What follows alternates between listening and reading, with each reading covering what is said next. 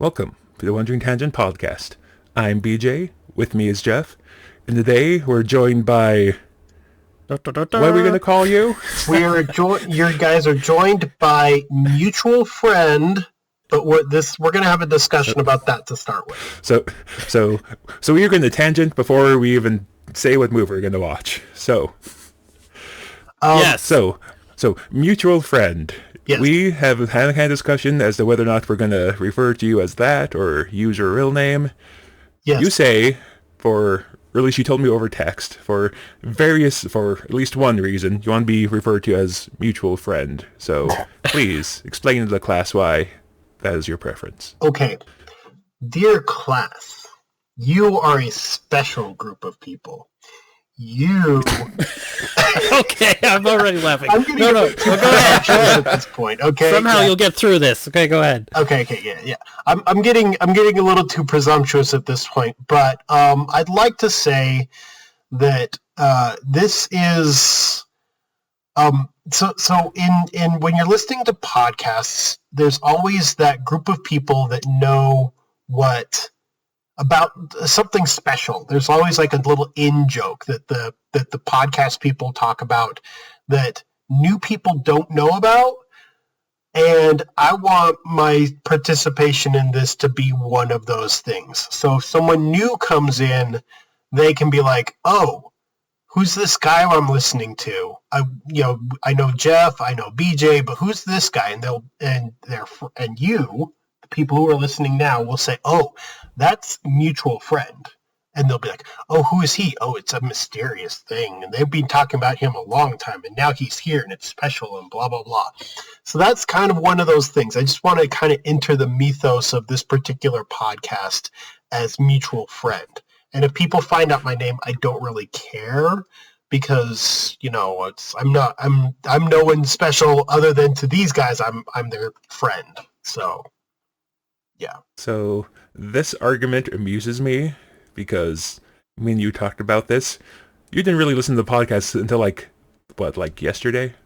Oh, I've been listening for a few weeks, but yes, it wasn't until the concept of me being a part of the podcast was really serious that I actually started listening to the podcast. So well, and we've actually known each other for years, more than a few weeks, right? For a very long time. And I think part of it is like there's a balance, though, between our group. Because if I represent chaos, then BJ represents order. And I think Gary is like the balance between these two opposing forces. And together, and that's the dynamic of it all. A secret for like 5 seconds. 5 seconds?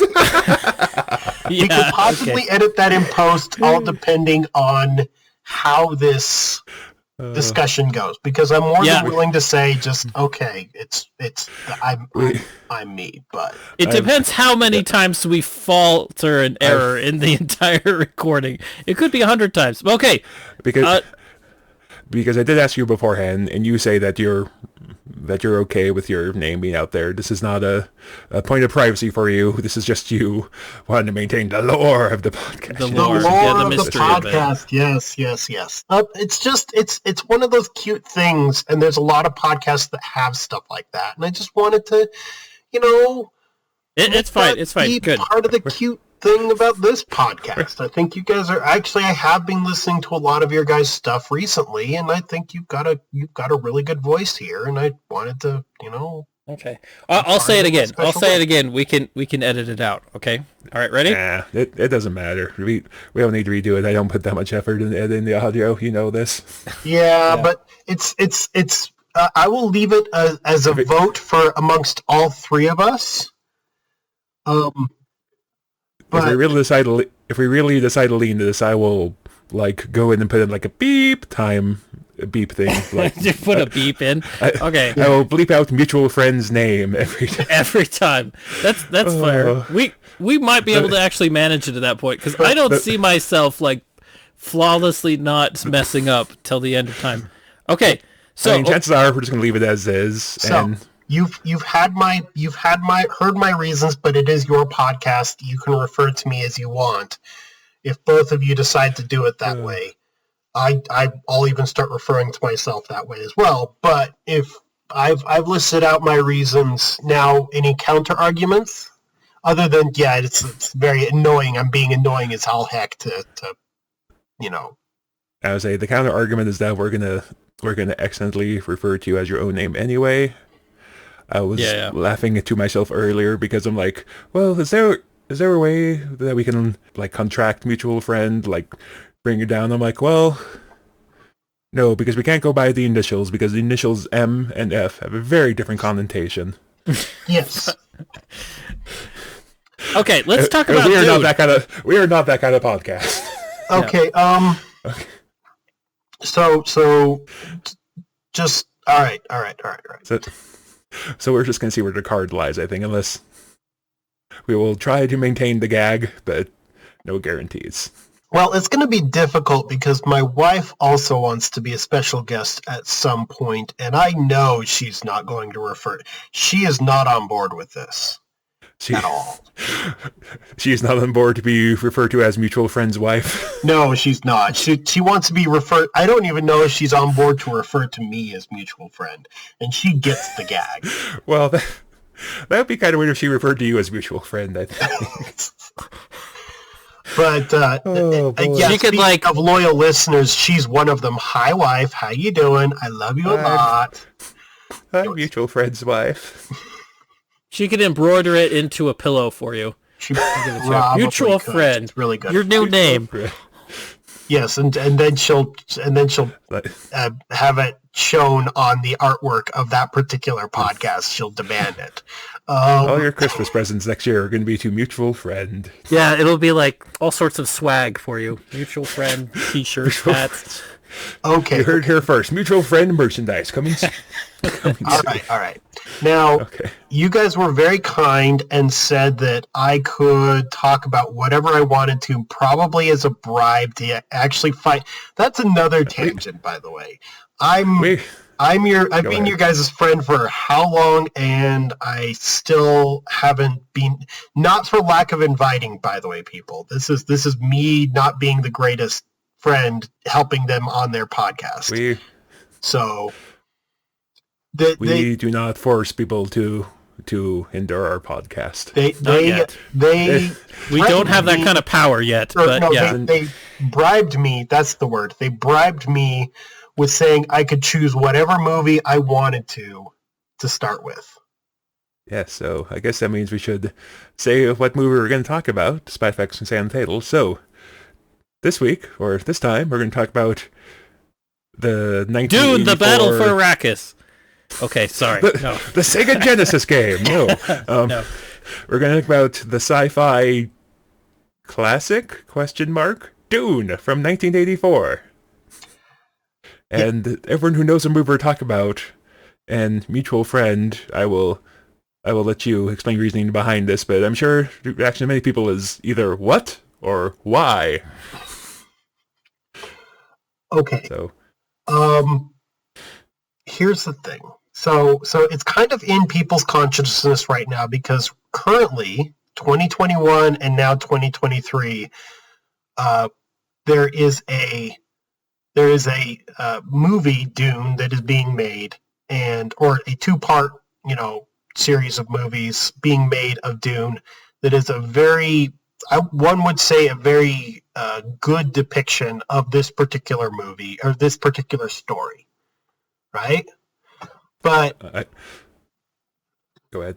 Oh no! But Dune in 1984, I would say, was for almost 40 years now, was the best Dune movie that existed, and that's not saying that lightly because there have been between now and then other attempts at making this movie. So I will say straight up, I have not seen the new Dune movie, or like any of like the miniseries. Jeff, what is your experience with Dune? My experience with Dune was playing video games and totally just breezing over the story and not paying attention to it at all. I had seen this movie once in a while, but making sense of it was just something I kind of glossed over.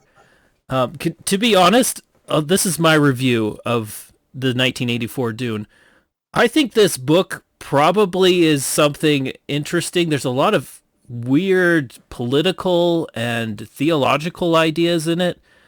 But is it a movie that makes sense? Probably only to some people. And I don't know if it's fully supposed to make sense. I think it's just kind of going to be interesting and weird. And in 1984, the people who put this together, I feel like they like interesting and weird. So they made this very interesting and also weird. So you guys have both read practically everything. You've read these books. You know the storyline. You know the ancient history behind these books that was written out by Frank Herbert. And I don't know any of that. I read books. It's not like I don't read, but I don't read a lot of books. You guys are vastly different from me in that regard. So when I watched this movie, the first time I went through it, all I gotta say is, it had like really fun moments, like where I can't give away anything because we're not in spoilers, but it had fun moments, but at the very end, I'm kind of left with, like, what exactly is going on or what happened or why it happened. And I don't think I'm worried about that. I mean, it's a fun show, but it's not like Star Wars where everything is just spelled out for you. And it's this nice, easy to follow plot. And the characters, what they're doing and why they're doing it is really easy to follow. It's not like that. This is like it's somebody who likes to be more intellectual, who likes these really strange and weird and harder to follow and understand stories. And they like all that stuff, and that's good. That's good. But I don't think this is the kind of sci-fi that I think most people would follow, which is interesting because the new movies coming out, everyone seems to love them. So, and I have not seen those, but I imagine that they are probably geared for the masses more, where they're made in a way that people could probably follow them and relate to them more. But this one, 1984, it's a wild, trippy, crazy movie that it's entertaining, but wow. I was kind of left with a what just happened sort of feeling at the very end of it. Anyway, go ahead. So, weirdly enough, 1984, I have kind of like this opposite interpretation of it. Okay. Because I feel like the 1984 was made more for the mass. Because I've seen, over the past week, I'm about Duned out. I've watched every depiction of it, and I've even, skimmed a little bit through, like, my memories of the book, and definitely a lot of information on it, trying to prepare for this particular topic, right? You actually prepare for a far podcast. More research than me and Jeff tend to do. I did a lot of research into this one. The 1984 Dune has these long periods of exposition dumps where they just tell you a whole bunch about what's going on. Now, I will give you this, Jeff. I will give you the fact that those are long and boring, and the person they have doing it, she's so boring to listen to that people just tend to skip right over those. I do most of the time, but then again, I've read the books a lot. But even people who, are trying to figure out what's going on, they skip through that kind of stuff because it's boring. And the ones that are being made now, the 2021, they don't have that exposition, so nobody has any idea what's going on. On the other hand, the visual storytelling is very deep and compelling in the more modern ones. So there is that. It's very much more of a visual storytelling, and they don't hardly tell you anything about what's going on. There's no exposition at all. Wait, you're talking about the 1984. There's no exposition. No, right? the 1984. You're saying the there's new ones. all New the ones. exposition. There is, in fact, a depending on which one you watch, there's like a director's cut that's almost 3 hours long, and almost an hour of that is pure exposition, where they're just telling you what happened. And that's Dune 84 is Exposition the movie. Yes, Exposition the movie, pretty much. But they like whisper it. It's them thinking, kind of narrating to themselves almost, and it's like a whisper voice they use. Well, no, there's this section in the beginning where one of the characters is sitting there facing the camera. She fades in and out, and she's just telling you the story till now. Mm-hmm. And she's the narrator. She's the narrator, and she's an important character when we get into spoiler territory later. I'll talk about her and why she's important, and yet not important at all. Okay. All right. So who's next? Who's going to give us the review? So I've only seen the one Dune movie. By sheer chance, I had I reread Dune and was attempting to go deeper into the series. I have read Dune 3 or 4 times. I had read Dune Messiah once, and this year was the first year I had gone beyond Dune Messiah. I listened to Children of Dune, the audiobook, and boy howdy, Jeff, you think Dune is weird? It gets wild in the later parts. I have actually heard that the books following the first book, they get progressively weirder and weirder. So far in my experience, yes. Yeah, and it's Frank Herbert just with his wild imagination playing with very bizarre ideas, which I get why science fiction wants to do that kind of thing. One of the interesting things, the reason why they keep going back to this particular story and nobody ever makes any of the other stuff, or at least not very successfully getting into that kind of stuff, is the original book of Dune is actually very relatable. It's a hero story. Well, no, it's a political intrigue story about it's about, okay, now stop me if you've heard this particular story.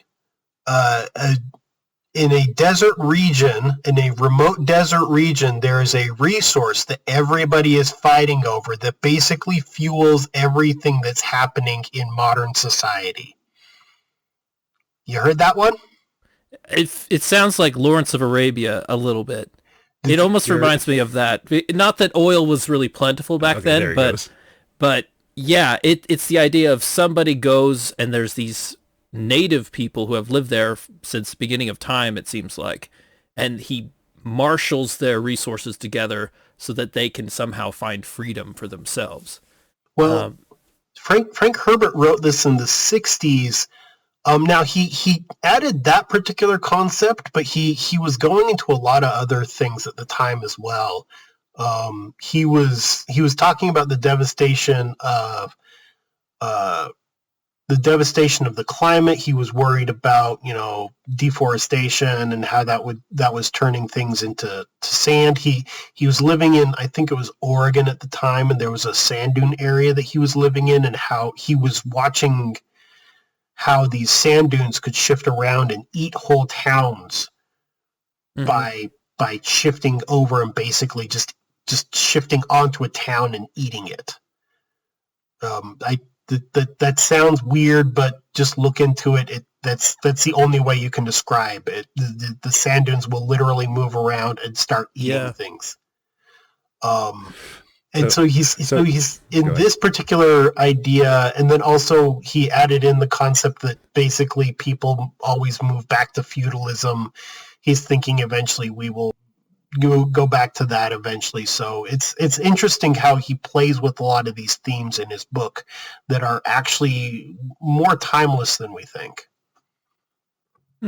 So I'm going to interject here really quick. So we're getting close to 20 minutes in, and so maybe it's too late to throw in a disclaimer, but I'm going to throw in a disclaimer here. We have no idea how this is going to go. This is either going to be great or terrible, because you think me and Jeff Tanging is bad? The three of us, we dragged out a D&D campaign with tangents for what, 10 years? It took us 10 years to get through an adventure. Well, a series of them. But, well, yeah, so we tangent a lot. It's true. guilty as charged. So, and part of the thing is also this maybe I chose the wrong one because I am where Jeff and BJ. Jeff is like barely touches his tones into Dune. BJ's a little bit into it. I am a Dune mega nerd, so yeah. Well, let's go for it. I've read Dune. I've read a good chunk of the expanded universe. I read the Butlerian Jihad stories. I read a whole bunch of like prequel stuff. So there's only 6 books that Frank Herbert actually wrote, right? Yeah, but he did leave a lot of notes that were part of his legacy, and his son and a whole bunch of other authors picked up the story from there and expanded it out, and it's all accepted as canon in the Dune universe. So there is that. Yeah, admittedly, the quality after Frank Herbert dies, the quality falls off a cliff, but it's like, the Star Wars books that came out prior to Disney buying Star Wars. It's kind of like that, except they're canon. Yeah. The whole thing is considered canon, at least from their point of view. Yeah. Okay. I think his son, is it Brian Herbert? Mm-hmm. Yeah, Brian Herbert. Yeah, he's I assume he's in sort of control over what goes in the universe and what doesn't. I think the estate as a whole is in control. He's just one of the key figures in it. Obviously, other people want to collect their paychecks, so he can't go full on diva just because he's the author. He's Frank Herbert's son. He can't be like, I'm the son and heir, and things will go my. No. He has to like follow specific guidelines or whatnot. So, because they all want to ride that particular gravy train, but that's. Sorry, this is me getting into my mega nerd territory here. So that's okay. So BJ, what did you think of the 1984 version? Go ahead. So, like, as far as an adaptation, suppose it's probably as close as it could be for the time. It cuts out some things. It adds in like one major thing, and that's about it. But yeah, you're adapting a pretty hefty book into, I don't even know how long it is. I don't even have screen up. Tells me how long it is. I'm slacking. The 1984 theatrical release was 2 hours long. The director's cut is about 3 hours long. Okay. I have not seen the director's cut, I don't think. So this is a question to both of you, but do you think that a correct portrayal of this story should be kind of an artistic movie with lots of strange visuals and strange artsy dialogue, or should it be something that's more plain and simple, like a Star Wars movie, where the things are not as hard to follow and they're just spelled out for you, and it's more about the action and stuff? What do you think? So, BJ, do you want to give this a shot, or should I go off on my? Go off, Gary. Go ahead. I think. Well, here I'm gonna go first for Gary. Okay. No, I'll let BJ first. BJ first. Prior to mutual friend / insert name here goes off. As far as the first book goes, it could probably go either way, because for the most part, trying to remember where the books intersect, because later on the books get very, very different. So you could do that, at least the first book could. There's some the other points ones are just too wacky, where it would have to get a little wacky, but yeah, later on the books just get way wacky. So the first one, yes, by and large, and just to make things easier, so we don't have to dance around stuff. Do we just want to start declaring spoilers? Yeah, we can declare a few spoilers at this point. Okay, so we're going to declare spoilers. Spoilers are in. Okay. So, mutual friend, go off. Okay. Here's the thing, and this one isn't spoilers yet. So, but still, it's just for safety's sake. This one is it's interesting because, Jeff, you don't have to answer that question as an either or. At this point, they've depicted this movie 3 different times, or this particular story, Dune, the original book. They've depicted it now going into its 3rd time of doing it in like 40 years, right? Because it's a timeless story, right? Because it's still kind of relevant in people's consciousness for various and assorted reasons. People like this idea, even if they've never heard of it. When they actually start sitting down and watching it, they're like, oh gosh, I understand what's going on here. Kind of, sort of, maybe. I don't know about, but anyways, maybe that's just me being a super Dune nerd. But anyways, but they've had it, but where I'm going with this is, okay, go ahead. Where I'm going with this is they've had it done 3 times. You can have it the 1984. You can have it Dune 2000, which heaven help you if you decide to go down that particular route. But one thing I'll say about that one is they did apply enough time to explain everything. And to quote one of your guys' previous podcasts, ad nauseum. They go through Dune ad nauseum in that particular one, and you're sick and tired of it by the time they get to the end of that. And then they've got the Dune 2021, which is, you've got Exposition, the movie, and then Dune 2021 is a lot more of you're listening to it and you're doing whatever. Anyways, yeah. So if that answered your question. Well, so you would say that the 2021 version is a lot easier for the audience to follow, and it's more of like just an action show with some amount of like political and philosophical stuff here and there. Here's the thing: the same story is there in the 2021. But the difference is in the 2021, the director went to the school of show, don't tell. And there's a whole bunch of story that's there underneath the surface, if you went to look at it, that you don't have to. You can just sit back and enjoy whatever you're seeing in front of you and just accept that it's a weird and wacky universe. Or you could go in depth and try to find out what's going on, right? Versus 1984, it really tries to help you understand the universe, and that's part of the problem with it. So, is it your favorite? The 1984, is it your favorite? It's of all 3. No, actually, I do very much prefer the 2021 version and 2023 now, because of that sort of visual. Partially also because I've already read this story, so I'm just seeing the story on the screen, but also partially because it's that way. There's people who've never seen Dune before, and they very much appreciate this kind of storytelling where they don't have to understand everything that's going on. They just get the fact that this is a good story, and they can get as much out of it as they want to. Which is, one of the benefits of movie making. You don't have to tell the whole story. You just have to tell as much story as the audience wants to see. You just have to show Patrick Stewart with the mullet, and the audience will understand. They'll understand this is good. Speaking of, this is another point. This is one of the things I've liked about both ends of this particular Dune spectrum, is in both particular portrayals, it is a who's who of famous actors, right?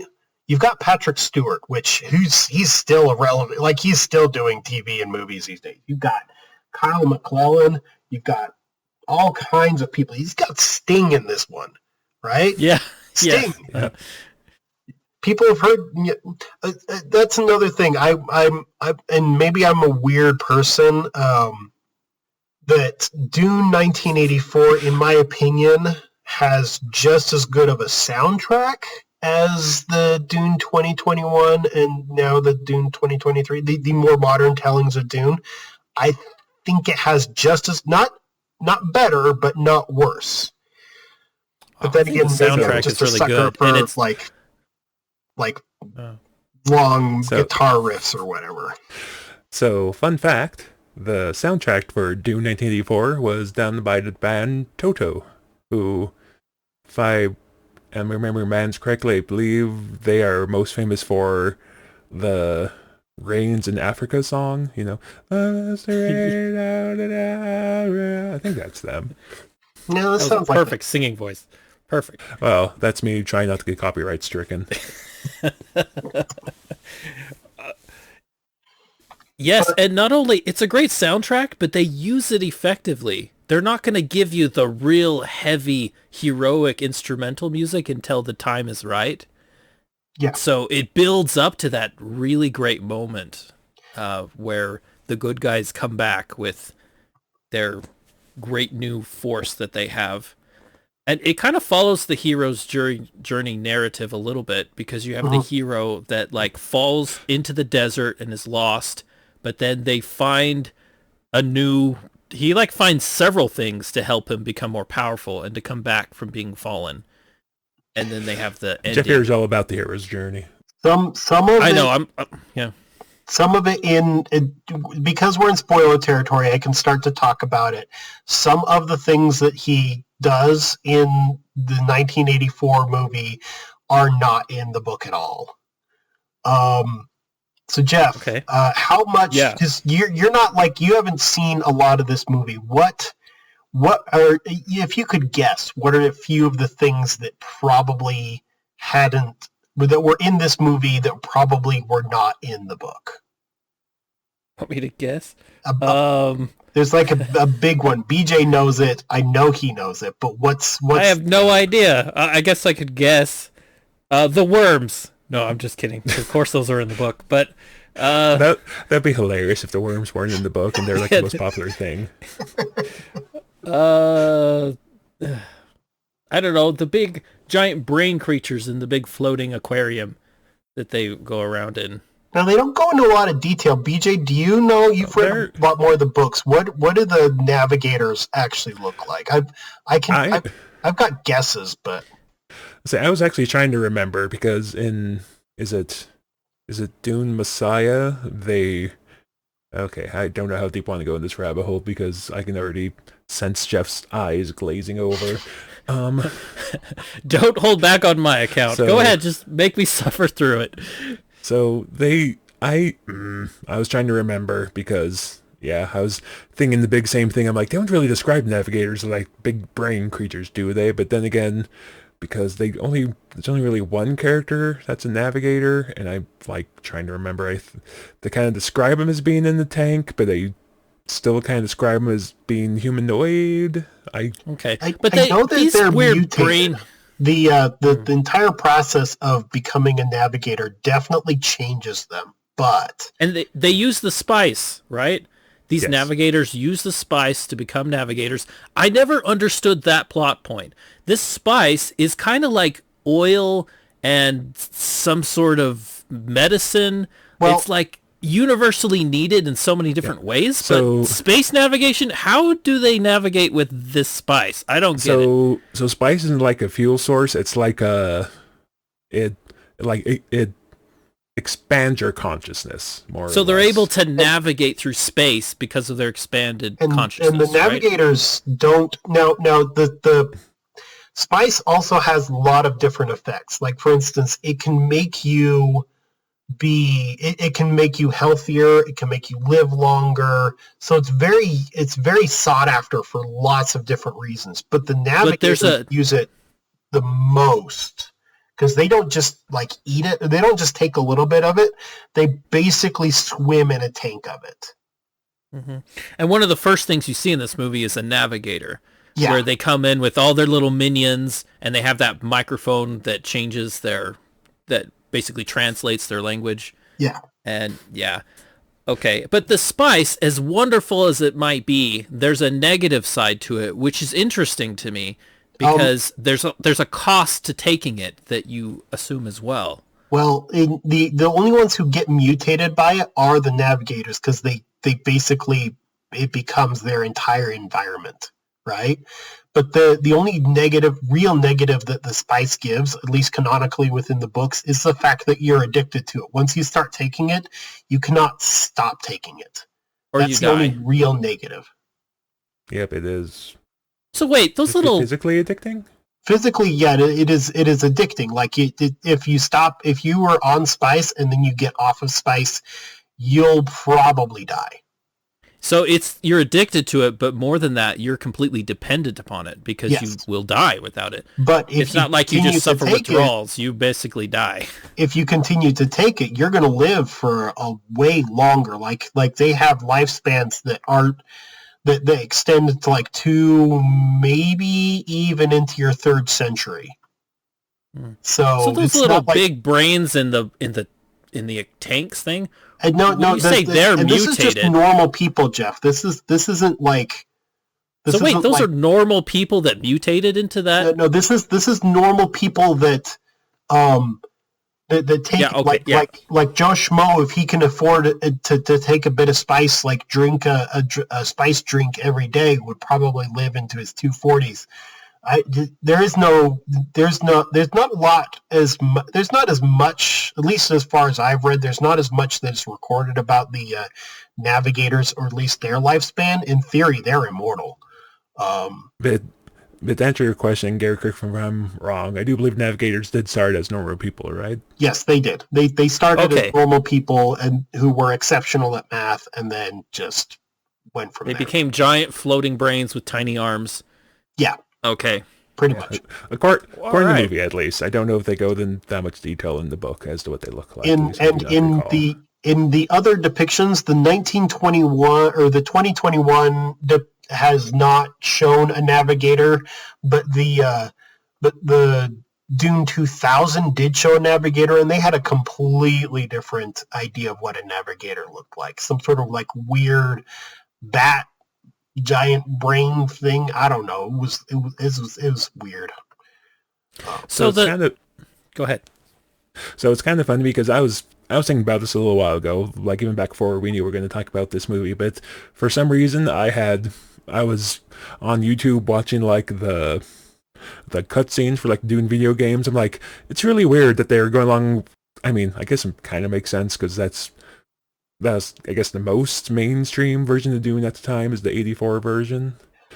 But like the Dune video game, they go with like the what's the word? The aesthetics of Dune 1984. Like all the Bene Gesserit have like shaved heads or whatever, and so I just thought that was weird. There's a good reason. The Dune 2000, which existed at the time that most of the video games were made, looks like a cheap knockoff. Right? They had a different artistic direction with it, and even the Dune 2021 and the 2020s Dune, that one follows much more closely the 1984 art aesthetic, right? That sounds kind of weird, but even the still suits, the look of everything going around it, it looks like if they put way more budget and way more effort in, they took the 1984 Dune, put a lot more budget and a lot more effort into it than yeah.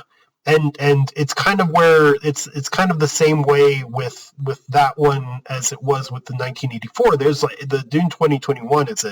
It's yet again a who's who of famous actors because a lot of them want to be part of this. And to be fair, it sounds like I'm thinking of it, but I'm not, because Dune 84 has a very distinctive look, and it's not necessarily a bad look. It is not. It is. They did some really good art with that. Set design was not at all my complaint about this. But there is one thing. Let me get back to my question that I have for Jeff, which was, and I'm going to now propose this to BJ because BJ knows the answer to this one. The major thing that is in the movie, that is in the 1984 movie, but that is not in the books. BJ?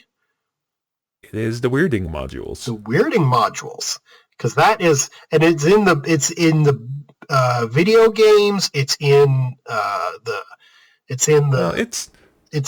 of in the video games. they're really into it. Like the Atreides have a couple of sonic weapons. That's about it. But it is not at all in the books at all. So how does it work in the books then? If they don't have the modules, how are they able to use their special sound powers? So there's no sound powers in the books. What? So in the movie, sort of the weirding modules is kind of their way of like making the Fremen like effective fighters. In the book, they go into a lot more detail, but in the book, the Empire has this, what they're called, Gary, what they called? Sardaukar, that's it. So that's sort of the big, so that's okay, so Dune, the book, space feudalism, right? There's the Emperor, there's noble houses, and the noble houses theoretically combined could take the Emperor, except the Emperor has his mega elite troops, right? Right. So the Fremen in the book turn out to be, and part of the reason why the Atreides agreed to go to Arrakis is because they kind of think this. Turns out the Fremen are the equal of the Emperor's troops in battle. Because it turns out the reason why the Emperor's troops are so good is because the planet they're born and raised on is like this very harsh, very, very tough planet to live on. So like the harsh environment makes them better fighters. And this is true of both groups, the Emperor soldiers and the Fremen, which are the somewhat native people of Arrakis. Yes, more or less. Yeah. And for whatever reason, I don't know if they really go deep into it, but by and large, the Empire as a whole just kind of disregards the Fremen as like backwater savages that won't amount to anything, but except for the traders, like, maybe they're useful. Yeah. Well, and what is the history of the Fremen? The Fremen are, in fact, people that were sent there or forced to live on Arrakis, right? At some distant past event. In the books, they go into detail about the fact that all the people you see are actually, they all originated from Earth. This is the universe where at least not at any point I've gotten into in the books, there's been no other intelligent life in the universe other than humans. And so they went out and they just started populating this empty galaxy, right? And then the Fremen were the ones who ended up on this particular world, this Arrakis, before they understood that there was spice. Before they understood what spice was, before they understood, what it could do. This world was a world that was very marginally habitable, right? And this world of Arrakis, it has no life on it except for the worms. Yeah, the human settlers. It's got human settlers, It's got worms, it's got a breathable atmosphere, and there is moisture, but it's very difficult to get a hold of, right? So it's what I it's not completely uninhabitable because it's not a dead rock, but it's marginally habitable. So it's where you dump people that you don't care about. Right? The Fremen were not cared about. They were actually put there as the undesirable people. Yes, right? Because they were of a particular religious sect. I think the one it is called is Zen Sunni. Okay. Or Zen Shia. I can't remember because yes, there's still Shia and Sunni, but they've somehow managed to combine themselves with Buddhist Zen philosophy as well. And they both hate each other a lot. You'll get weird religions in the Dune series as well. The more you get into it, most of the people follow what's called I think it's called something like Orange Catholic, which is basically Christianity but space Christianity. Yeah. Okay. I don't know if they call it Orange Catholic. I know they call like their main scripture like the Orange Catholic Bible, but I don't know if they ever like straight out say what the name of their religion is. But one thing about their religion is one of the very most strong tenets in it is no artificial intelligence. So you get weird things in it. You in fact, no, not even a lot of really high-tech stuff either. Like they hate computers, computer or automated anything. So you're going to get some like weird tech, like you've got like spaceships that can travel across the galaxy in the blink of an eye, but you have to like manage an accounting book. You have a person who's trained to do it from birth. And you can't even have a calculator, right? Yeah, and that's unique to the Fremen because everyone else loves computers and their lives are filled with them, right? Not necessarily, because so in the movie they kind of mention mentats in passing, but they don't really dig into what they are. So like the mentats, they are like trained to like almost operate as computers, more or less. Yeah. They make calculations. So which side are they on? They're on both sides. So okay. Like what's his name? Fufer? He's a mentat. Is the Atreides mentat? He's mentat. And Piter, the crazy guy, the crazy guy in the Harkonnens, like that narrows it down. Yeah, all the Harkonnens are nuts, right? I also said the guy with the hair on the.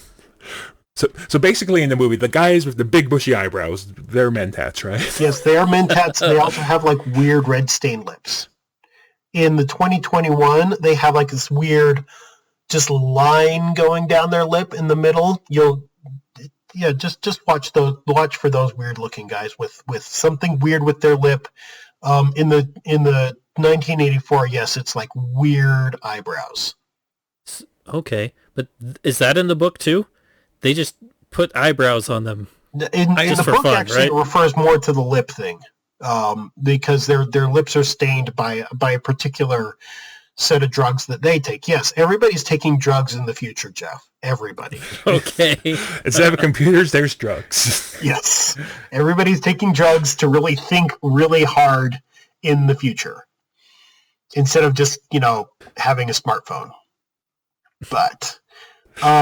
The right now we just have smartphones. It's in the books and it talks about it, but it's mostly a form of unarmed combat that the Fremen are like, ooh, we want that because we want to be able to fight when we don't have weapons.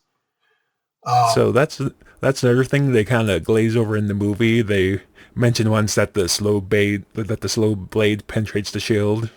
So in the book, what makes the shield so effective is that they pretty much block all projectiles because they like reflect anything moving fast. Mm-hmm. So that's kind of the reason why melee combat's a thing again. Like in the book, Duncan Idaho is a much bigger character because he's like the sword master for the Atreides. So. And he's hardly in this one. It's kind of criminally underutilized in this particular character. He's a much bigger presence in the 2021, but he's criminally underutilized as a character in this particular movie. Gurney Halleck, on the other hand, it's up. But BJ, really, if you have you've got Patrick Stewart, right, and then you've got. Let me see if I can find this guy. I can't even find who was playing. Actually, I was thinking about Richard that. Jordan. Yeah. Okay. So yeah, it is him. I was thinking about that. When I was watching the movie. I'm like, wait a second. That's the guy. He's kind of a character actor, but he's like the politician in Hunt for October. Yeah. He's the guy who's like, I'm a politician. That means I'm a liar. In defeat, if I'm not kissing babies, I'm stealing their lollipops. And he plays General crap. He's like in Gettysburg. He's one of the Confederate generals. I forget which one. Crap. What's his name? He's the one that's like, not both of us, not all of us. I kind of remember that particular guy as well. Yes. Yeah, I know the guy you're talking about. But if you, in reality, if you have to focus on one of the two, House General Armistead type Armistead. Yeah, just so we have that spoken, General Armistead from. I knew it started with an A. I'm the like General 1993 Armitage. Gettysburg. No. Yeah, it's the same actor. Yeah. But yes, General Armistead. But if you have that particular actor, you have Patrick Stewart. Which character are you going for? Even back in the day, Patrick Stewart was like this is. It's kind of funny. I was watching this one, just to cover this one, have it fresh in my mind. And my wife came in and she's like, "Did Patrick Stewart come out of the womb already old?" And I'm like, "Yes. He was born. He was born a 50-year-old man quoting Shakespeare." I was just thinking to myself, has Patrick Stewart always been bald? Well, he wasn't completely bald, as you said. He wasn't completely bald. He had a mullet in this one, but he had extra hair. Yeah, but that's it was like a half mullet because he was still bald on top. I'm not gonna. Lots of business in front. Stewart, as much of a party as he had left in back, with hair. I'm gonna search this online to see if exists. You're gonna have to go into the dark web to see that. Vaguely curious. It does exist. It kind of looks weird. I'm so used to him being bald. It's probably a picture of him very young. I'll leave that one up for you. Anyways, so some of them are very obviously photoshopped, but yeah, there's one where he's he has to be super young, but he still looks old. It's not that he looks old. It's just that he's never changed. He's never aged at all. I could go on for hours about Dune, but I don't know if you guys really want to. There's one more subject I want to cover at the very minimum. But go ahead, Gary. Go ahead. Let's do the important things right now. Go ahead. Okay. So the last really important one I want to cover is important lines that come in. So quotable line from this particular one. I know, Jeff, if you had to think of something, and BJ as well, if you had to think of a quotable line from this one, what would it be? And then I'll tell you what I think it is as well, because I've got this line in my head, and I know you guys probably have it. I mean, I think to this day, the meme is, "The spice must flow." There is the spice must flow, but there's another one that the Atreides go into. Jeff, what would you say? I don't know if it's in the movie, but there is a quote saying people created machines so that they could think, but then those machines were only used to make other people think for them. There's this really famous quote from it, and it's really quite interesting. I probably need to find it exactly. That actually covers the Butlerian Jihad. That was a thing. That's why you don't see high technology stuff in the movie. They've got this whole thing where artificial intelligence, basically they had a Skynet type event where the machines were created, artificial intelligence was created, and it decided humanity needed to die. And then the humanity decided to fight back. And the way that they fought back was they went on a massive religious crusade where all these religious fanaticism reached an all-time high, and they just wiped out anything that was even remotely technological. But the quote I was looking for was, "The sleeper must awaken." Okay, there's that too. So that was mentioned a lot. And what does it even mean, Gary? I actually am going to admit it. I'll be honest. I don't know exactly what it means, but it sounds cool. Go ahead. It does sound cool, and it doesn't have a lot of meaning to it, because there's this part in, and this actually isn't canon to the books at all. The at least not that I can think of. Maybe someone's going to yell at me in the comment section if you guys even have a comment section on this one.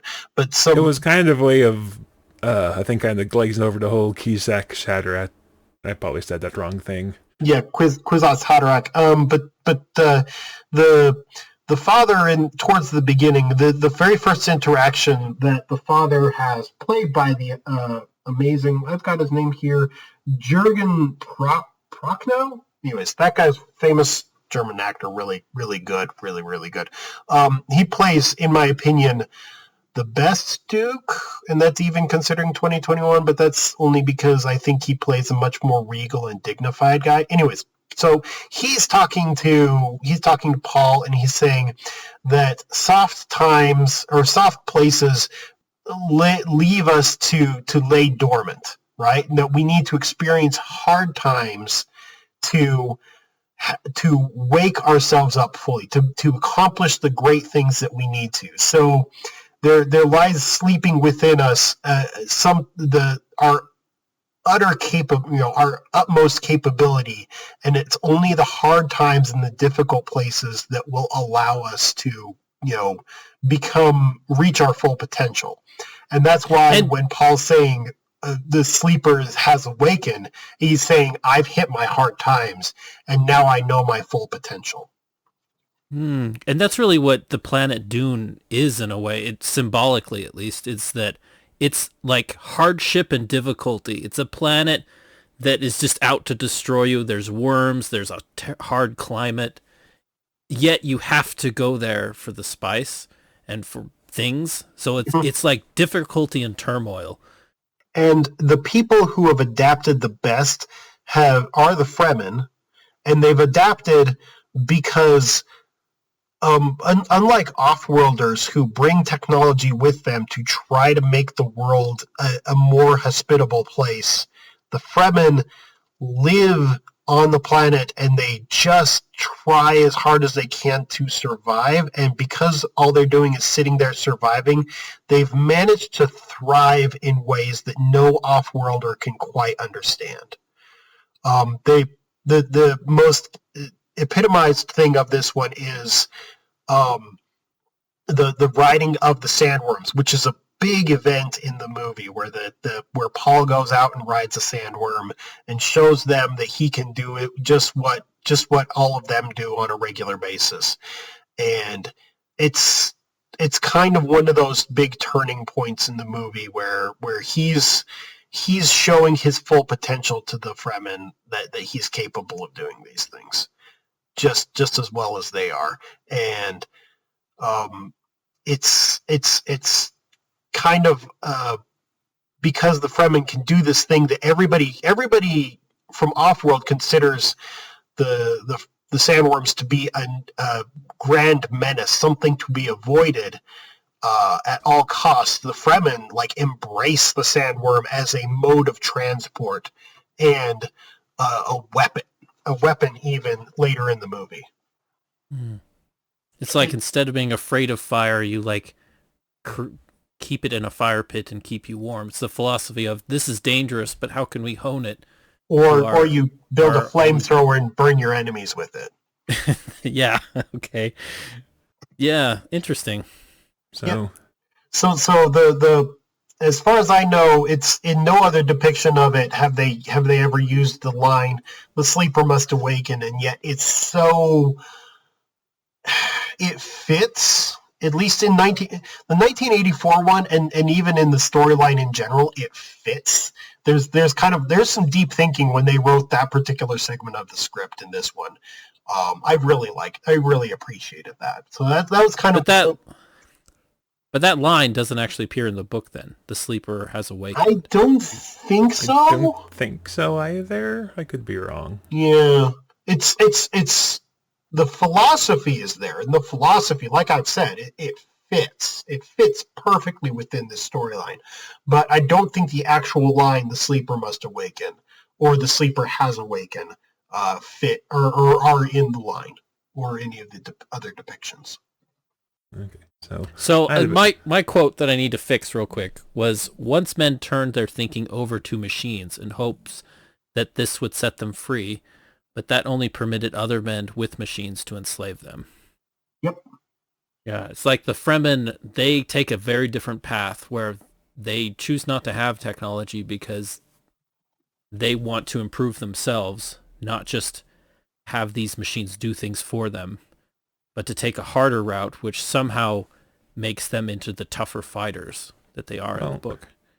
I think they still have technology, like everyone has technology. That's more of a I could be wrong. Gary can correct me if I'm wrong. That's more a statement for the universe as a whole, because like Gary said, that's kind of referring to the Butlerian Jihad, which was Yeah. their Skynet moment. Yeah.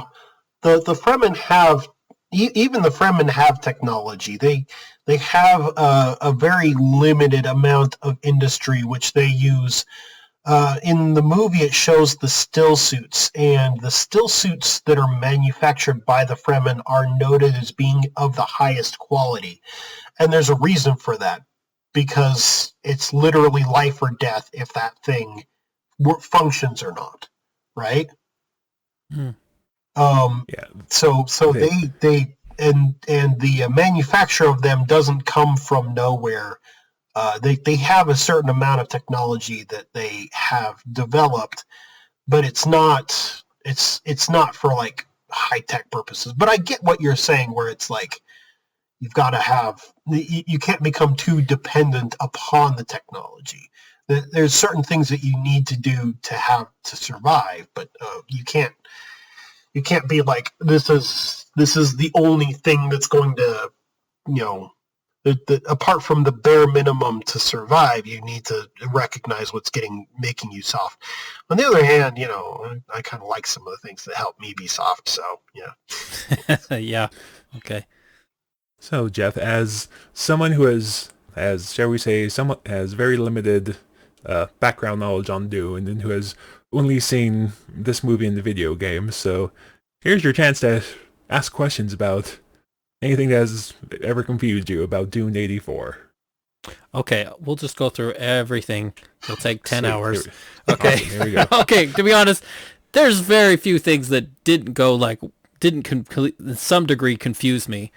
But I get the whole keep the story a little bit mysterious because mystery adds some suspense to it.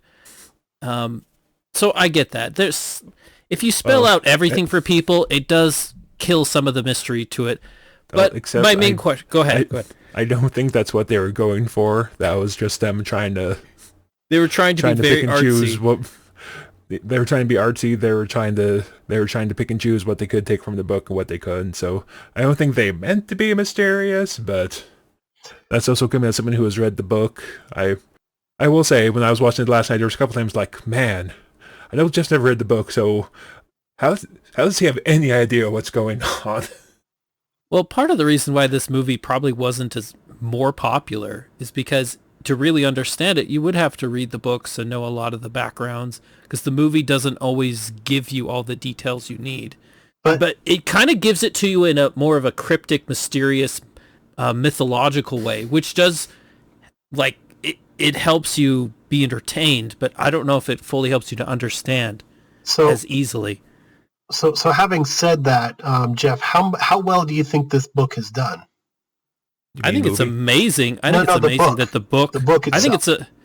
I think it's quite interesting that the book is as popular as it is, because I almost think that a lot of the 1970s, obviously this is before that, this was like 1960s when the books were written, but sci-fi from that range of time tends to be a lot more on the mythology side. I think sci-fi started to get more established in the 80s. You have Star Wars and Aliens, and people kind of hone in on what it's supposed to be. But before then, there's a lot more different kind of things thrown in. But somehow this one, out of all those interesting, little bit weird sci-fis, this one has somehow stood out from all those. And this is interesting because in the 60s and 70s is where science fiction was starting to turn from something that was only like little boys would read it and it was considered to be almost like low grade comic book kind of entertainment, to it was starting to move into the territory of this is actually being considered as a form of literature. You had people who were laying the groundwork at that time, like Isaac Asimov and Robert Heinlein, who were writing these amazing universes, and then in comes this other guy, and he's taking things by storm. Just to tell you how well this particular story has done, it's probably the most. I've heard it quoted as being the most sold book other than the Bible. Is that true? I thought Harry Potter was. I don't know if that's quite true, but it is certainly one of the highest selling science fiction books of all time. Okay. That's certainly is one of the most selling books of the time. So if it's only the people who've ever purchased it and read it, it still has a massive audience. And it was that reason why they keep trying to do this movie again and again and again to try to get it right. Okay, I'm going to ask you the important question. So, hang on. Go ahead, DJ. Go ahead. So, assuming the first thing I clicked on after doing the search is true, Dune is the third best-selling sci-fi book behind Frankenstein and The Left Hand of Darkness, which I don't... That's really high. I don't think I know what The Left Hand of Darkness is. We don't even know the second. I don't know Left Hand of Darkness either, but I'm going to assume it is some, because I recognize Frankenstein, obviously. Yeah. I don't know what Left Hand of Darkness is. Maybe I'll have to go look into it if it's that as well selling as Frankenstein. Okay, so then the next question is I read why? Frankenstein. I was like, Frankenstein kind of. I think I've mentioned my feelings on Frankenstein before, so I won't go there. But why? Why is Dune selling so well? This is why there's so many science fiction books out there. What makes this one so different? I mean, there has to be something special about it, right? And I know we've been talking this whole time about what's special about it, but let's create some sort of summary. What is it in this book that really draws people to read it and read all this stuff? I think what happens in this particular book is there's so many characters and they cover such a range of different people, and there's not a lot of there's some description, but there's not a lot of description of where, and it's 10,000 years in the future, so much has happened, so much history has happened between now and this far future time that you can't really say any particular group is in charge or not, other than those who, like, there's nobility and they're in charge, but we don't know what do they look like, what do they act like, and Frank Herbert doesn't do a lot of like really in-depth description of it. Like he describes a few key things like hair color or size of people, but he doesn't like intimate details of their facial structure or anything like that. So you could reasonably place yourself with a bottle of hair dye into Paul's shoes if you wanted to, or Lady Jessica's shoes if you're a lady, or whatnot. And you have these characters that are unique and different, and that people understand what they're thinking. They're not like caricatures. In the movie, that's one thing I will have to say about 1984.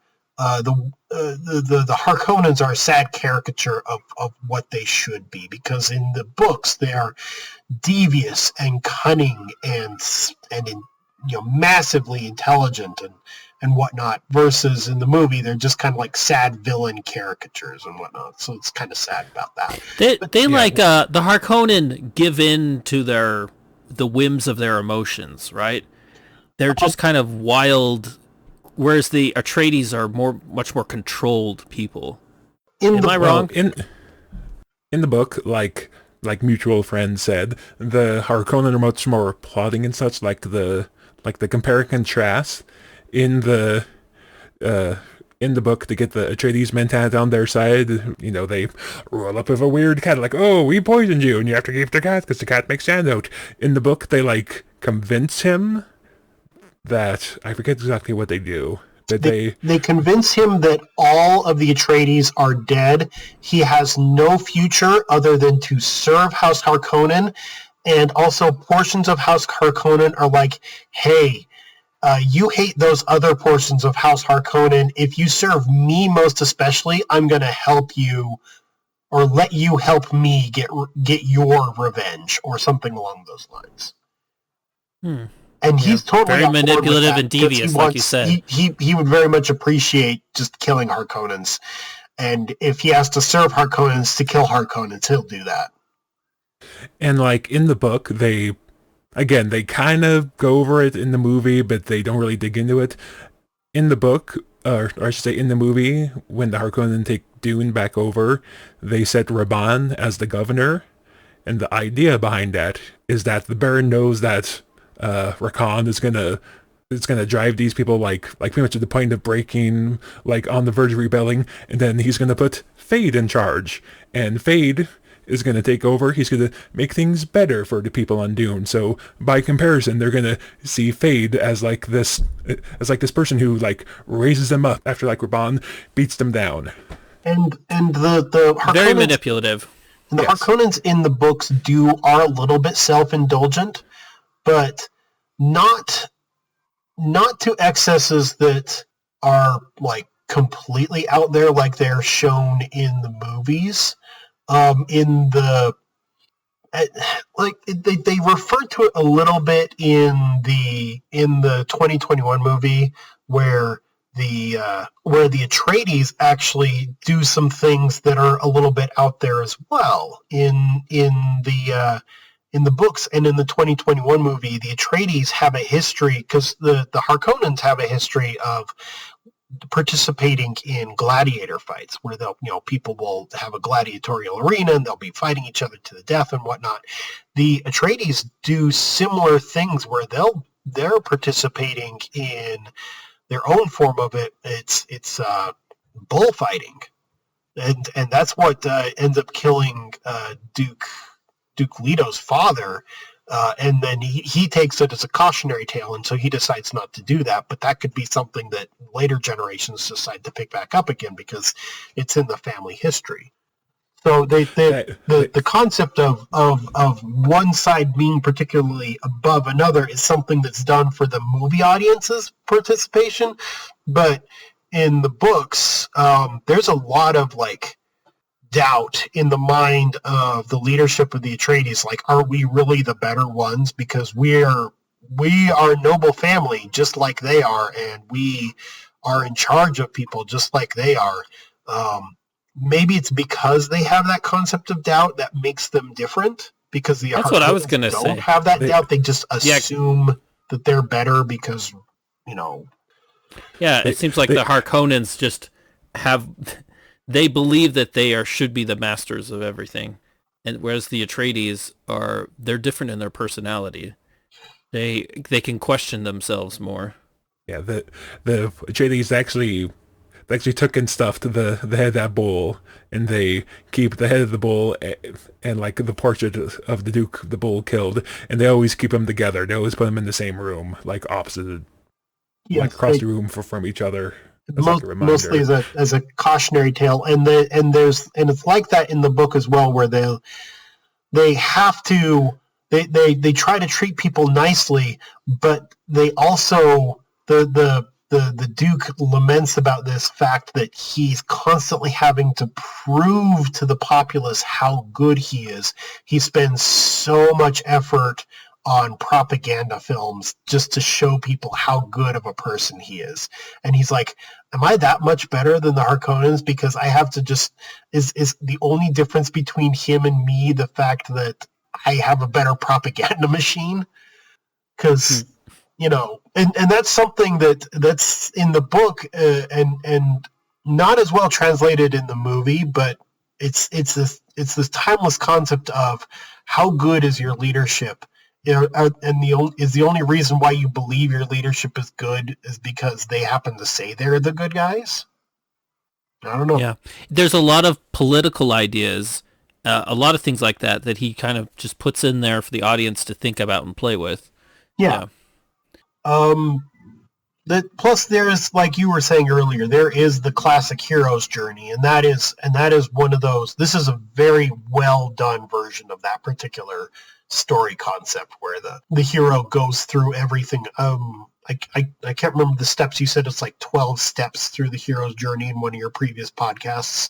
And he pretty much... I like to simplify it more than that, but yeah. Paul goes through just about every one of those steps in the course of the book, and most of those in the course of this particular movie as well. Most of the other depictions of this movie also have him going through this kind of stuff where he has to go through this full journey where he starts out as kind of a impetuous boy and then develops himself into this hero who needs to overcome himself and his enemies to save everybody. So, yeah, and then in the movie, they have the beginning where the bad guys are super powerful, and then in the big ending payoff, they flip that around. So now the good guys have tremendous power, and it's the bad guys that think they're strong, but they're actually incredibly weak, and they have that young girl character who is Paul's sister, with her creepy voice come in. So it's kind of funny. It's like this small, weak child is actually tremendously powerful, and the royal court is just completely weak compared to this simple thing of what she is and what she represents. Yes. Yeah, it's like the whole idea of the weak now becoming fighting the strong, and they are now super powerful. And so Leah is one of those things that helps make the later books kind of go crazy. Yeah. Okay. So let's talk about the women in this. There's a group of women that like see into the future, right? I forget their name. Actually, they don't see into the future. They see into the past, and that's vitally important. In the movie and in the books, they go into. In the movie, it talks about they kind of have like these weird psychic capabilities, but in the books, they have what I would like to classify as exceptional human capability, where they don't. It's nothing that's supernatural. It's just natural taken to its massive extreme. Like they can read a person's mind, but not without looking at them. It's not they're actually reading their mind. They can just like, as well as a really good poker player could read his opponent across the table. It's like they can read like body language to like the nth degree. Yeah. And then they have very good control over their own body chemistry and capability to the point where it's very useful to them in multiple capabilities where they can ingest a poison and transmute it into something that's not poisonous anymore. And that's something that's being experienced in modern. It's not supernatural. It's hypernatural. Like this is not something that's normal, but it's something that's kind of like, and it's kind of interesting that Frank Herbert would go that route where he would have these people who have these capabilities that are within the realm of possibility, but not completely outside of it. But at the same time also taken to the nth degree. This is kind of one of those reasons why it's withstood the test of time, is because people can understand, oh, this guy's not like this guy's not supernatural. He's just really, really, really smart, and that they understand a mentat, or they look at what a Bene Gesserit can do, and the Bene Gesserit can do what they do because they've just been training their entire life to understand these concepts. Yeah, and that's the weirding way is what they call it. It's this, at least I don't know if that's the term in the book, but in the movie they talk about it. So it's like an order of women that have tried to create some sort of super being of some kind, and they've been doing it for a very long time. So they were hoping that Paul would be that. He was supposed to be a girl, but his mother rebelled and had a boy instead. So the idea is that they're trying to build a bloodline, like in the end, make the Kwisatz. I'm going to say that wrong every time. Kwisatz Haderach. Yeah, Kwisatz Haderach. So the idea was that for the Atreides to have a girl, and then the Atreides girl would marry the Harkonnen heir, and that way they bridge that bloodline and keep both bloodlines intact so they could continue the process, because they were afraid that the Atreides would wipe out the Harkonnen, or the Harkonnen would wipe out the Atreides, or both, and that they would lose both bloodlines and basically lose like generations of progress. And the machinations aren't just for the Kwisatz Haderach, they're also to try to that is the end game for them. For the Bene Gesserit, the Kwisatz Haderach is the end game. But the machinations also they ingratiate themselves into just about every major political house. They've managed to ingrain themselves in their they've talked about they're not completely mysterious with their capabilities. They've shown some of their capabilities to just about everybody. So the powerful know that there's this order of women who have these weird powers, and that they're willing to share those powers at a price. And they have that price set really high, so only the most elite have access to that capability. Kind of like the Mentats as well, and also kind of like the Navigators. So like one thing that comes up in the book quite a bit is that the Emperor has a truthsayer, or that he has truthsayers. So a lot of the time was when the Harkonnen are planning ways to kill the Atreides nobility, they are having to do it in ways so that when they're put to the question as to whether or not they killed the Atreides, they can say no, and that the truthsayer won't be able to. And that the truthsayer won't be able to say that they're lying about it. Yeah, the truthsayer in the movie it says we're going to send the nobility out, and they are just going to be out in the desert, and the desert will kill them, and we're going to say, yeah, we last we saw they were whole and healthy, and they did not want to stay with us, which are all things that are very true, and yet.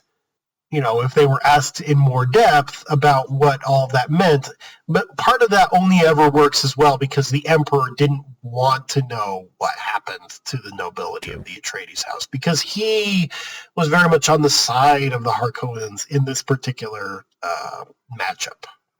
True. Yeah, like the relationship between the Emperor and the Harkonnen is a little bit confusing, but it turns out the Emperor, I guess, it's not that he likes the Harkonnen, but he needs them for some purpose because he's more worried about the Atreides. Am I wrong about that? So in the book, and Gary can correct me if I'm wrong, the Emperor, he actually liked the Duke Leto Atreides, but Leto was gaining power in the Landsraad, which is basically like the collection of major and minor houses. So there was a chance he could become sort of a threat to the Emperor's families, like the Emperor's house. Like I lost my train of thought, Gary. No. Mutual friend, take over. You actually had a really good explanation right there, where that is pretty much spot on of what it was Atreides were threatening the Carino. The Emperor's house is the House Carino. The Atreides were threatening the Carino, and the just by being popular. Just so many were lining up behind. So many power brokers were lining up behind the Atreides, and it's kind of weird because in the movie, it shows that the Atreides are on this world that's got a lot of oceans and whatnot. Their main export, because the world that they're living on is pretty much their only world that they have to exploit, right? And this particular world, its only export is, I think, called punji rice, which is basically an agricultural export. So think of like this house that runs this small planet that exports agricultural goods. The Harkonnens have two planets that they run. Both of them are economic powerhouses, and yet everybody's lining up behind the Atreides for some strange reason, mainly because of the charisma and the capability of Duke Leto himself. right? And so, yeah, and then House Carino, the Emperor, is very much worried about that. He's also worried in the book about, and it goes into this in the movie, but this is one of those times where it matches. Different things are making them the same power, but the Atreides are building an army already before the whole Arrakis thing. The Atreides are building an army of high-quality soldiers, low in number but high in quality, and this has the Emperor very worried, right? Very worried. And so he's like, okay, I need to nip this particular one in the bud. And so, hey, Harkonnens, I'm going to help you get rid of your enemy that you've had for thousands of years. And I should also note that we kind of touched on it before, but it makes more sense in the book that the Emperor sort of brings the Harkonnen in on this, because in the books the Harkonnen are not as cartoonishly evil. And the Harkonnen only want, like, they're kind of making an approach to the throne, but at the same time they're not. So they kind of control their place. They just know that they're more than willing to accept the fact that they'll just be an economic powerhouse as opposed to the massive political power that comes from the throne Carino. So who controls Dune before the Atreides house? Harkonnen. The Harkonnen control it. So the Harkonnen are in charge. Why do the Atreides want to go to Arrakis? What is the motive behind this? So the idea is that the Emperor transfers Dune from control of the Harkonnen to the control of the Atreides, and it's economics. Dune is the only source of spice. And it's one of those interesting things. It's an interesting balance of power in. So it's talked about. We've used the term feudalism when describing this, but there's actually a very interesting economic, because there's this thing called Chom Company, which is basically the trading the trading group of the entire. The trading business of the entire imperium that exists, and every house, every trade that happens through Chom, and the one who is in charge of Chom is House Carino, right? And House Carino that's why they're the empire. That's why they're the emperor's house and whatnot. They have the most percentage, the controlling interest in this company called Chom. Now, the main thing that makes everything go round is spice, right? And the Emperor is the one who says who owns the spice-producing world, Arrakis. But it can never be House Carino. He always has to appoint a different house in stewardship of that particular one. And he's required by contract every so often. I think it's like every 80 years or so. So it was due to change hands anyways. It was required every so often to exchange hands, so no one house would gain too much economic power. This was foreseen by the people who wrote the original contracts in the first place. So this is this 80-year contract, so to speak, is gone. Atreides is being selected as the new managers of Arrakis. They show up, but then Harkonnen doesn't like the idea of the Atreides having control of this important planet, and the Emperor kind of sees this as an opportunity to give the Harkonnen what they want, like feeding back into that whole thing of how Atreides is becoming too powerful for the Emperor, at least according to him. Well, the whole reason why the Emperor chooses Atreides in this particular case is so giving House Atreides giving them Arrakis that's all part of the plan. They bring the Atreides there. It's basically bait that they can't refuse. And the Emperor wants to get rid of House Atreides, but he can't do it, because if he gets rid of House Atreides, then the other houses of the Landstrad will get more worried about this, and they will rise up against the Emperor. But if House Harkonnen gets rid of House Atreides, those two have been fighting since people have been in space, right? Yeah. They've been fighting. They really don't talk about this in the book, but the troops that the Emperor sends, they're disguised as Harkonnen troops. So, as far as the universe at large knows, the Emperor had absolutely nothing to do with the Harkonnen wiping out the Atreides.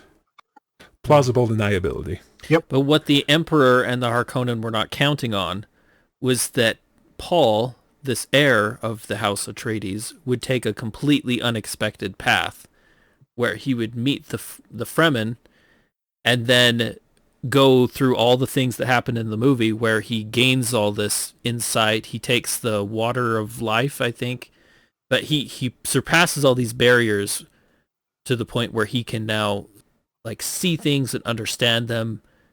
He can like see into the future almost, I want to say, or at least he has some sort of visions. In the books, he totally sees into the future.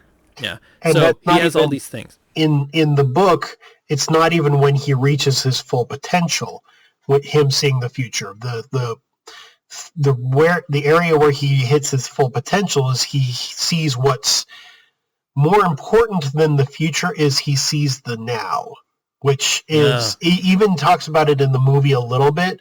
Basically, he understands it's basic omnipotence. He understands not just what was, but what will be and what is now.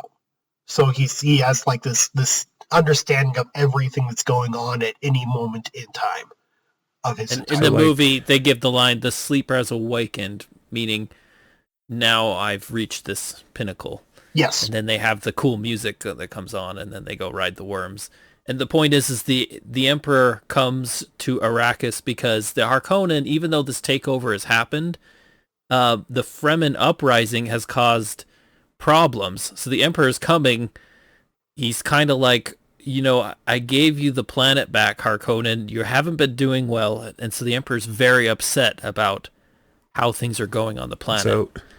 So basically what happens is that they do mention in the movie that the Fremen pretty much halt spice production. So to make the spice and gasoline analog, what would happen if all gasoline production stopped? Yeah, major problem. Yep. And this, as BJ said before, the spice must flow. Always. And so Paul sees this opportunity because he's on Arrakis. If he gains control of the spice, he can now, in a sense, he can manipulate what's going on with all these other planets. He can be the boss now, and he can direct things differently than where the Emperor was going. It's his path to power, right? Yep. It's not complete it doesn't talk about it in the movie. It kind of alludes to it, and in other depictions of it spells it out a little bit more clearly. In the movie, Paul gets a girlfriend, and she's one of the Fremen, and they have this deep romance. But in the book and in other depictions, we find out that Chani, the young lady, never ends up as Paul's wife. Paul ends up marrying the Emperor's daughter to cement the fact that he is actually in charge of the Imperium. The Emperor has no male heirs. The presumptive heir to his throne would be whoever marries his daughter. Remember, this was written in the 60s, so the concept of a lady taking power was still kind of an interesting, novel concept. But in this particular instance, they were looking for a male heir, and Paul was by marrying Irulan, the Emperor's daughter, becomes the heir presumptive of the throne of the Empire. Fun fact, though, they never have any children, so the House Carino line dies. The only children that Paul ever has, he has with Chani, and this is something that Lady Jessica, Paul's mother, mentions to Chani towards the end of the book. Don't worry, history will not judge us as being the concubines of our men. They will judge us as being wives. Yeah, that's something they don't really touch on in the movie, is that Jessica and Leto are very much deeply in love, but Leto keeps Jessica as a concubine rather than marrying her. It mentions it a few just in case he needs to times. make a political marriage. It mentions it a few times. He says that clearly. Is I think right before he gets shot. Murked. Yeah. He says, "I should have married you. I shouldn't have held out for a political marriage. I should have married you." And then that's kind of showing his regret right before he dies. Is that he never did the thing that he wanted to do, that he knew was right. He was only holding out for like a political advantage in some other situation. Okay, but in the movie, the Emperor comes to the planet. He's very upset at the Harkonnen. He even kills some of the Harkonnen because they've not been managing the situation well. I'm trying to remember. Does he execute Raban in the books? In the books, he does, and that's actually something that's true to the book. The Baron Harkonnen comes in to see the Emperor, and the first thing he's greeted with is Raban's head on a platter, and that's true to the book. And then the Emperor says, and that's actually another line pulled directly from the book, "Why have you called me here?" And Harkonnen's like, "What is going on?" And he's like, "No, your incompetence has brought me to this situation. Why am I here?" Because at this point, even in the book, the Baron doesn't know that Raban has totally screwed the pooch, right? Yeah, Raban's actually in the movie it doesn't show it, but Raban is quite devious and capable in his own right. Like, he's a little bit more brutal, a little bit more simple, but he's still quite capable, and he's trying as hard as he can. He's got all these resources, and he like had all these like hidden reserves of spice, and he's been selling that off to make it seem like the spice is still flowing, but it's not near enough, because they've lost all production at that point, and that's when the Emperor can tell what's going on too. The only person that was kept completely out of the loop was Baron Harkonnen. So the Baron didn't actually know extensively of what the problem was. Like he had an idea, but he didn't he had gone back to the other planet, Gidi Prime, the other planet that the Harkonnens have in charge of, because he was managing everything that's going on there. And Gidi Prime was very important to the Harkonnens because it's an industrial powerhouse, and they need that world to produce spice on Arrakis the way that they do. They need the constant influx of new materials and people. That's very important for Gidi Prime. So Gidi Prime is a very important key world, and it's always going to be their world, so they need to manage that one as well as they can, as just right alongside Arrakis. So, yeah, because harvesting spice is dangerous. You have to sneak in and steal it out of the desert and get out before the worms come. So there's even an action scene of some sort like that where they're trying to harvest the spice and things go wrong, right? Yep. To use a reference that you would understand, they have the carryalls in the video games that will come and grab the harvesters and bring them back to base to get the money from the spice. So in the book, did they ever confirm that it's the Harkonnen that take out the carryall that's supposed to come actually grab the this book harvester? In the book, every depiction I've read of it, or I've watched of it, it's two of the three. Actually, the most recent one had a completely different reason for why the carryall. Like, they had the carryall show up, but it was just faulty equipment. Because the Harkonnens, they implied sabotage, but it could just be faulty equipment. But in the books, they do confirm that it was they were running skeleton crews on the carryall, and there's like 3 people on it, and one of those 3 was a Harkonnen infiltrator, and he basically killed the other 2 and ran off with the carryall. So, and I don't know if they touch on this in the newer movie, and again, correct me if I'm wrong, but at this point, our Atreides are kind of hard up for cash because yes, they have taken control of Arrakis, but they haven't reaped the benefits yet, and like the Harkonnen left a big mess because of course they did, because they're the Harkonnen. In the book and in the more recent depictions, it's always known that the Atreides have not gotten it. They're in the initial investment phase of a new venture, right? They're just putting in their capital investments in, and they're not going to be pulling any sort of resources out of this anytime soon, right? They're not going to be pulling any sort of money out of this anytime soon, and they have a completely different approach to how they get resources out of Arrakis than the Harkonnens do. They're a lot more worried about, they don't have the resources to throw materials at this problem and they don't have the industrial base on Caladan the same way that the Harkonnens do with Giedi Prime, so they can't just keep throwing resources at the problem the way that the Harkonnens do, right? So when they throw materials at it, they throw much higher quality materials. When they do eventually start getting into it, they start throwing higher quality materials and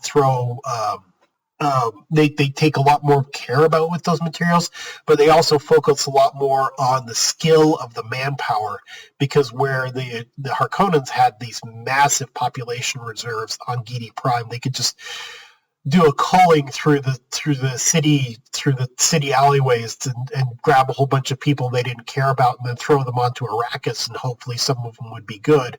The Atreides were like, oh, we're going to find the best spice harvesters that we can, and so that's why in the movie, the people are more valuable. The people are more valuable than the equipment in this particular case, because they can replace equipment, but the people are really hard to replace for them. It shows. It doesn't show that in as much. It kind of shows that where it shows Giedi Prime as this massive mega city, versus Caladan is just like a few people on this small agricultural world. So it's like for the Atreides, the people are much more important. The equipment is important too. That's why they're really sad about the state of equipment that the Harkonnens leave for them. But still, it's the people are much more important, and that stands to reason. Like, you can have the best equipment in the world, if your people don't know what they're doing, you're going to have a lot harder time getting anything done, unless you throw all the people in the world at it. These two houses, they don't seem to conform to like a standard where like two nations against each other. They're within the same civilization in a sense. Think a lot less following about rules. Think a lot less about countries and think a lot more like states, right? If you think a lot less within about a country, countries, think about more like the rivalry between I don't know. In this particular case, it'd be like New York versus, Chicago versus it's Illinois with Chicago in it versus Nebraska. For maybe a more obscure historical reference, think something more along the lines of the Holy Roman Empire.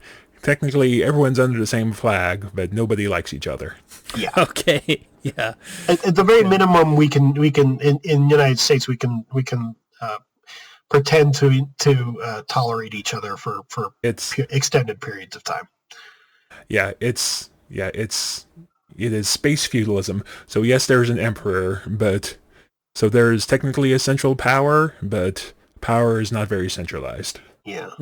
Yeah. So, Except this is like a new. What happens in the book is we start with this system, but it changes as Paul makes these changes.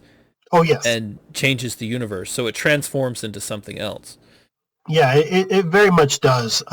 We still have a power structure kind of similar, but the power base changes from the planet that used to be the ruler. The Sardaukar, who were one of the elements that kept everybody in check, were they took the Sardaukar homeworld, which was Seleucus Secundus, which was just basically a horrible death world to live on, like terrible living conditions the entire time, marginally habitable, and they made that into a paradise world. The same thing with Arrakis, but for entirely different reasons. So yeah, it's kind of interesting that they wanted to change the Sardaukar's homeworld because it was a form of punishment. They would make a soft world for the Sardaukar to live on, and then they would no longer be, dangerous. Mm. So yeah. I can't even remember what Jeff's original question was. We just kind of went places. Oh yeah. Well, I don't even remember either. Whatever it was, I'm sure it was somehow answered.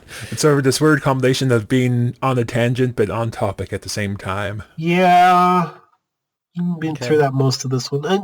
I mean, it's a fun.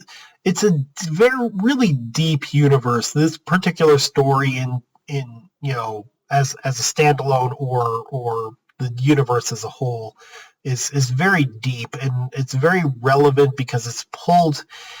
I like to say, because it gets stolen a lot from, but Frank Herbert was stealing from a whole bunch of other stuff, and I like to say it's not theft if you're stealing from so many different sources and then just fusing them all together.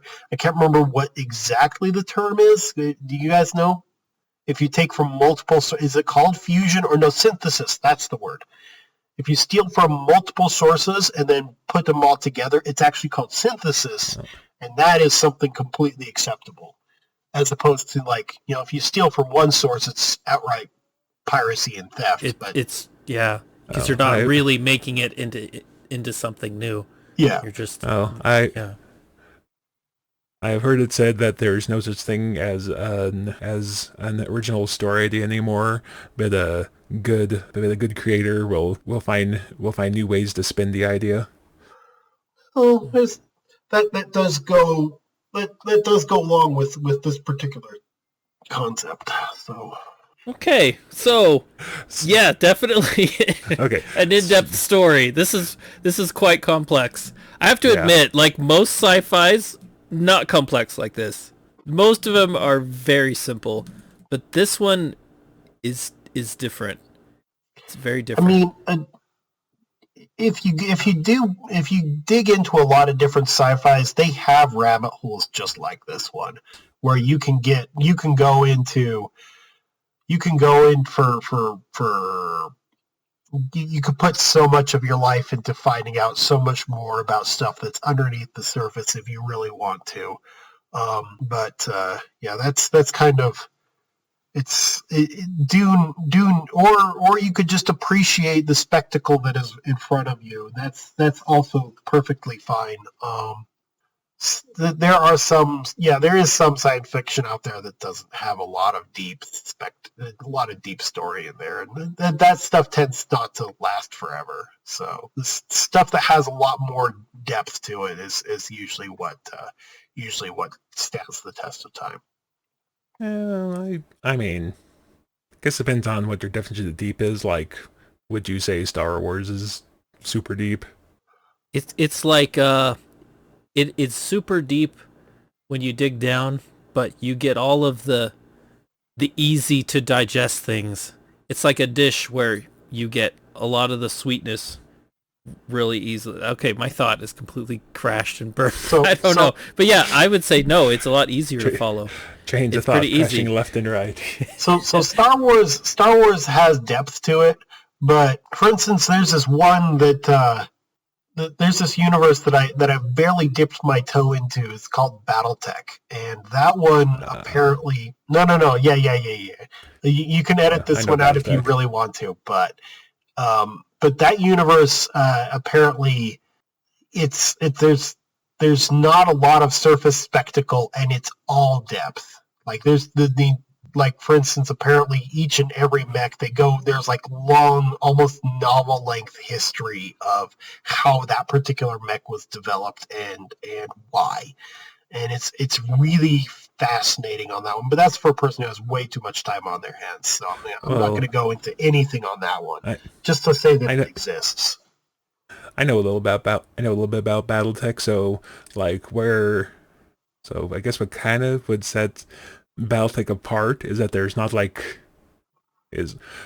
is kind of weird in that it has it's not just there's not a setting in BattleTech. There's 5 different time periods that the game takes place, and there's also not a central plot line at the risk of opening of another rabbit hole as compared to say Warhammer 40k, where the main storyline, quote unquote, is the Imperium storyline. There's not something like that in BattleTech. There's a lot of novels in the BattleTech universe. BattleTech has been around for almost 40 years, but there's no quote unquote main storyline in BattleTech as compared to Star Wars or Star Trek or Dune, for example. And so there's there's a lot of meat, but there's no quote unquote milk to kind of lead you to the meat. Yeah, there's no, like I said before, there's no surface spectacle. It's just all these different rabbit holes you can dive down into. And it's fascinating, but you have to really be into BattleTech to want to dive down those rabbit holes. Whereas Dune has kind of this interesting balance between the two concepts, where there is this surface spectacle, and yet there's also this grand depth to it. Star Wars, I don't know how much I haven't dived too deep into it. I know there's people who make it their entire life to get into Star Wars, so I'm imagining there is some depth to be had from it, and I'm not going to pretend that Dune has as much reach as Star Wars does, because obviously one is a multi-billion-dollar franchise versus Dune on a good day can be compared favorably to maybe one of the less well-performing Star Wars movies. So, I think Star Trek, you could argue, used to have more depth with the expanded universe, which was kind of unofficial, but the people who are into it could kind of consider it as canon because it continued the storyline, and knowing that LucasArts said, "Oh no, it's not canon," but then when Disney took over, they're like, "This isn't canon. We're doing our own thing now." And then we talked about that. Anyways, well, we're getting on to 2 hours. I might have to be talking to people in a little bit. Real people, not real us. People. Real people. Well, I don't know what the timeline is on this, and you guys can not these weird podcast if you really want to. But I'm just wondering because we're approaching 2 hours. Yeah, no, I get it. Let's have a closing. If you're running out of time, statement. We can. No, 2 hours is probably enough for people. Or anyone. It probably won't be as 2 hours according to listening time, but once you edit out all the pauses and weird stuff, but still. It's still gonna be hour 50. Yeah, still somewhere up in there. So yeah, let's figure out our third longest episode or something. Yeah, how so where So Dune 1984, remember we were talking about that? Yeah. How does everyone feel about Dune 1984? Would you recommend it? I love the scene where they're on the worms and they're just going towards these pompous characters in the golden spaceship that's landed. It's like it's an underdog story is what it is. It's how people they have hard times and difficulty, but they keep going, they overcome it, and they make things happen. And these giant creatures which are dangerous now become their tools for success. So it's a fun story. It's just kind of like about heroes and stuff, but it's like it's something that most people will just not know what's going on. So it's probably not recommended for most people, but it's a good one for anyone who loves sci-fi. So as someone who knows nothing about Dune, you would not recommend it? Would recommend it? Conditionally recommend it? Conditionally recommend it. I do. I think it's a great story. It's good, but it's not milk for the masses. It's meat. And I don't know if it's necessarily something that anyone would want, but if you're curious, yeah, definitely give it a watch. It's fun. It has good music in it, and it has Patrick Stewart and Sting. I mean, you can't go wrong just with those things, right? So, and mutual friend / Gary has someone who was super into Dune. Would you recommend it? Oh, I there's a reason why I chose this one. This is probably one of my favorite movies.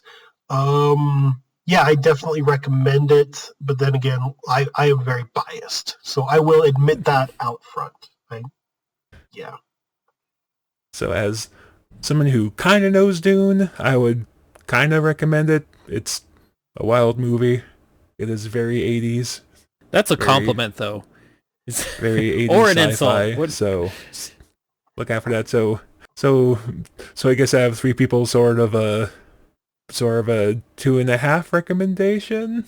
Yeah. Let's put that solidly in the middle there, because Jeff is kind of tepid on it. You're kind of somewhere in the middle, and I'm kind of like raving about it. But then again, I fully acknowledge my biases on this. Okay. But I would also recommend. I'm gonna have to pin you guys down and get you to watch the more recent adaptation of it, because it is a very. You guys will probably appreciate that one a lot more. There's a lot more spectacle for the masses in that one. So yeah, I've been wanting to, and I wanted to go see the first one in the theater, but I spent the last couple of years not feeling great, so going out to the theater wasn't really in the cards. I also just generally don't like to go to theaters, and I don't like new stuff that comes out. I know that makes me sound old and grouchy, which is probably true, but yeah, I just don't like a lot of the new stuff coming out. Yeah, I'm sure it has computer graphics, so Jeff's gonna hate it by default. That's right. I'll just automatically not like it. No, so that's you'll probably. There's a lot that's there. That's. Anyways, I can go a whole podcast without making fun of Jeff, so I had to throw it in at the end. That's what people are really listening for. That's the real lore. Oh, BJ, you do love to poke at him, don't you? I mean, okay. Now let me felt bad about it before we end things. Okay, was it extremely onerous on you guys to say to try to keep my name out of your mouth, or was it reasonable? Because I'll let you guys decide now. I threw it in on purpose a couple of times just for fun. Okay. So I'll say my name just because I feel like it's asking a little bit too much for you guys. Yes. Gary. Nope. I'm gonna refer to you as mutual friend in every situation forevermore. Oh, okay. If you want to, even in our normal day-to-day interactions. Hi, mutual friend. How you doing? Next time we go in there. Hi, mutual friend. Next time play board game. It's mutual friend's turn. No. If you guys want to, you could just refer to me by my name. I'll understand. You have permission to use his name. Refer to him as his name.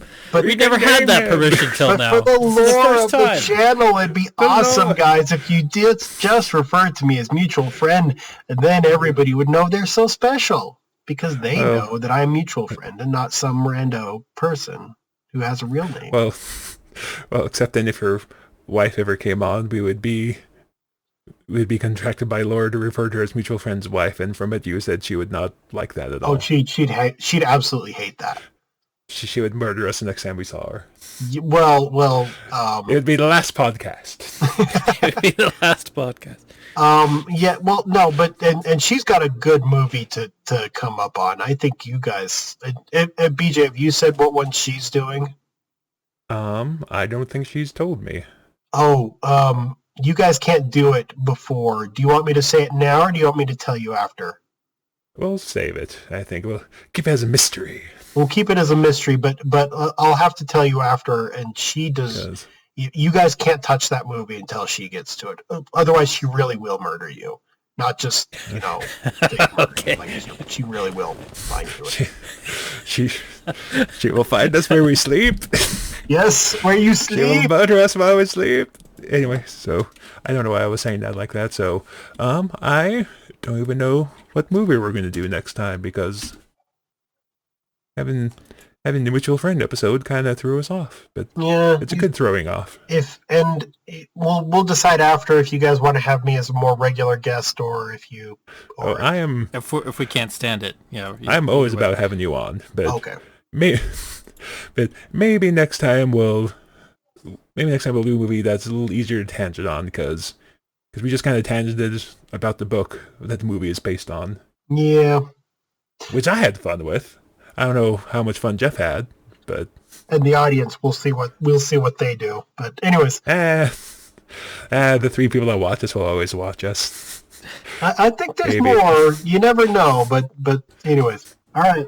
So we'll sign off now, or yeah. So yeah, Jeff, anything else to say? I have to, according to lore, I have to give Jeff one more chance to tangent at the end, so I can get mad at him for tangenting it again. Yes, yes. And since I represent all chaos and you represent all order, I think it's good that the Lollipop Guild. I don't know. That was just the first thing that came to mind. I don't know. Okay. Yeah. All right. Yes. Let's end it. Okay. I'm BJ. With me was Jeff. With special guest... Flub it at the end. Special guest star mutual friend / Gary / whatever we decide to call me in the end. Let's go all the way around and start referring to you as mutual friend's wife's husband. Anyway, thank you for joining us. Gary, you're always free to join us. Yep. And we will see you next time for whatever it is we're publishing after this one, because I have no idea. Okay. Well, bye, everyone. Goodbye. Bye-bye. Bye.